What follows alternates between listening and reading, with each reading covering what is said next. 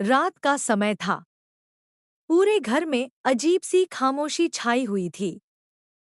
हर कोई अपने कमरे में था, लेकिन ईशा के मन में लगातार बेचैनी बढ़ती जा रही थी। उसे बार बार ऐसा महसूस हो रहा था कि कोई उससे बहुत बड़ा सच छिपा रहा है। तभी उसके मोबाइल पर एक अनजान नंबर से कॉल आती है। दूसरी तरफ से धीमी आवाज सुनाई देती है, अगर अवनी के अतीत का सच जानना है तो आज रात पुराने हवेली के पीछे वाले गोदाम में अकेले आना। अगर किसी को साथ लाई तो सच हमेशा के लिए दफन हो जाएगा। ईशा घबरा जाती है, लेकिन उसके मन में उठ रहे सवाल उसे चैन से बैठने नहीं देते। वह बिना किसी को बताए चुपचाप घर से निकल पड़ती है। हवेली के पीछे बने पुराने गोदाम तक पहुंचते ही उसे वहां धूल से ढकी एक पुरानी डायरी और कुछ तस्वीरें दिखाई देती हैं।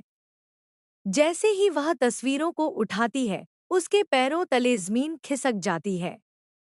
तस्वीरों में अवनी एक ऐसे युवक के साथ मुस्कुरा रही थी जिसे सब लोग वर्षों पहले मर चुका मान चुके थे। ईशा समझ नहीं पा रही थी कि आखिर यह सच है या किसी की नई साजिश। तभी पीछे से किसी के कदमों की आहट सुनाई देती है। वह डरते हुए पीछे मुड़ती है, लेकिन वहां कोई नहीं होता। अचानक गोदाम की लाइट बंद हो जाती है और चारों तरफ अंधेरा छा जाता है।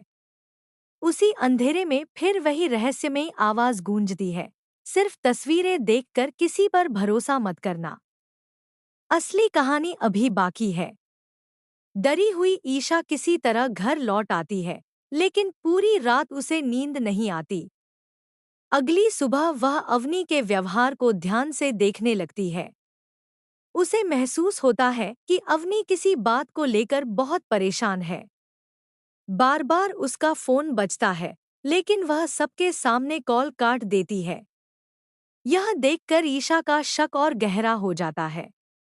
उधर घर के बाकी लोग बिल्कुल अनजान थे कि उनके आसपास एक ऐसा राज घूम रहा है जो पूरे परिवार को हिला सकता है।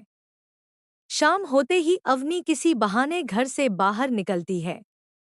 ईशा चुपचाप उसका पीछा करती है।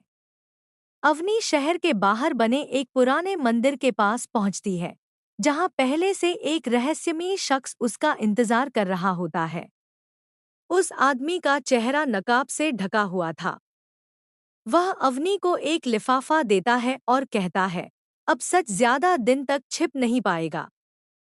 फैसला तुम्हें करना है कि सबको खुद बताओगी या फिर हालात बता देंगे। यह सुनकर अवनी की आंखों में आंसू आ जाते हैं।